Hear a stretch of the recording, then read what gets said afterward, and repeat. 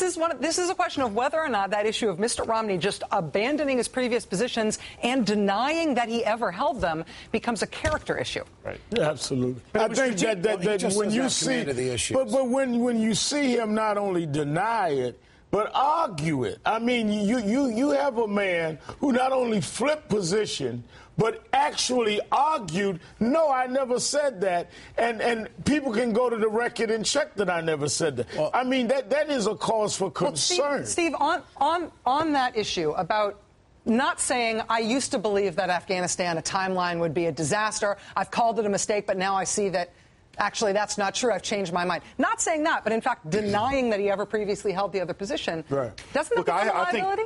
I think the Romney campaign has made a political calculation, and I suspect that they are right, that there will not be a political price to pay for his flexibility on these issue changes. And one of the things that we have talked about, you and I have talked about over the course of the year, is the tension in the Republican Party between the neoconservative wing of the party and a Republican voter in this country that doesn't have an appetite for more military engagements in more countries. And you saw tonight the Republican nominee, I think, in a very decisive way indicate where he is on these issues. He understands where the country is. But why should anybody believe him? And I thought you saw a departure tonight from a lot of the rhetoric that you saw earlier in the campaign. I think people will have to evaluate that, Rachel. I mean, you know, we have a small number of states with an incredibly small percentage of voters that are still persuadable. The Obama campaign now has to make a very difficult decision.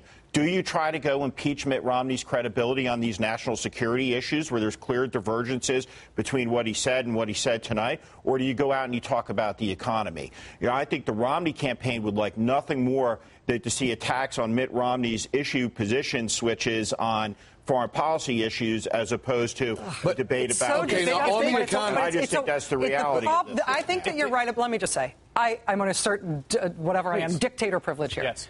That political calculation makes so much sense to me if there were not 68,000 American lives on the line. And that's what infuriates me, because this is a real war. This is not changing your mind about your policy on light rail.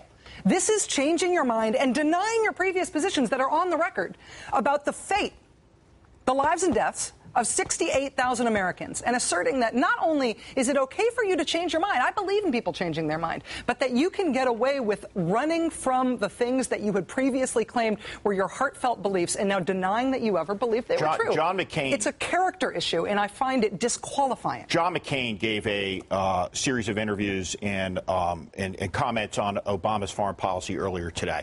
Very tough. Ripped the bark off of President Obama on a series of national security issues. Until Mitt Romney entered that debate tonight, those were Mitt Romney's positions. Mitt Romney left this debate tonight fundamentally agreeing with President Obama on his foreign policy, on issue after issue after issue. And that's the failure. And I think it was effective.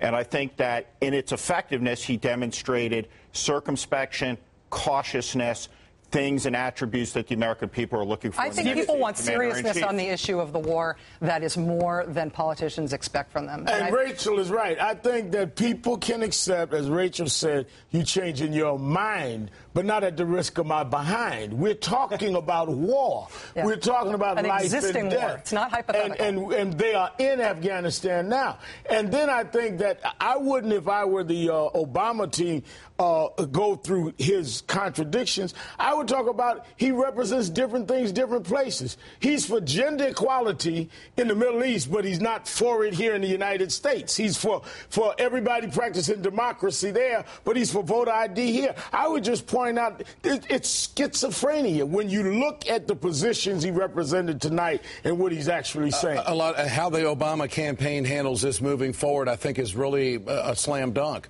and an easy decision to make. Go to the economy, stay on the economy, and win Ohio, and you're going to go back to the White House. I mean, I think tonight the country saw that Mitt Romney agrees with Barack Obama on a number of different issues. It's the right wing that's going to be causing a lot of problems for Mitt Romney from here on out because they don't know who the guy is. They don't know how to trust him.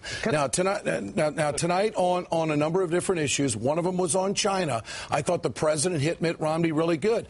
No president not even Ronald Reagan, has stood up to China when it comes to jobs the way Barack Obama has, and done it through the WTO and been successful doing it. American workers know that.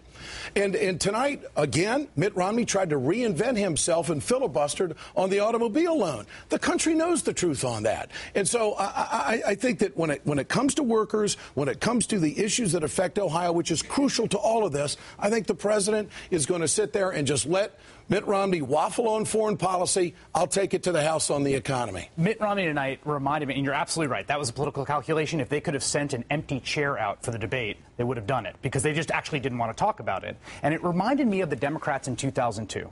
They saw the war for the Iraq war coming, and they said, let's take this off the table and pivot to the economy. And the problem when you take things off the table is you create a consensus and you don't investigate the policy. And so what happened tonight was that there was no rigorous vetting of what is now the unanimous policy of the United States in every hotspot in the world. And I'm sorry, I think there's a lot to litigate on that, and I'm not sure that foreign policy unanimity is what we actually want, because it has failed us in the past. We have seen unanimity around terrible ideas. Yeah, and I think we've missed a huge opportunity as as citizens, as people, to see those issues hashed out. Strong debate between credible, plausible positions produces better outcomes than unanimity taken on for political expedience.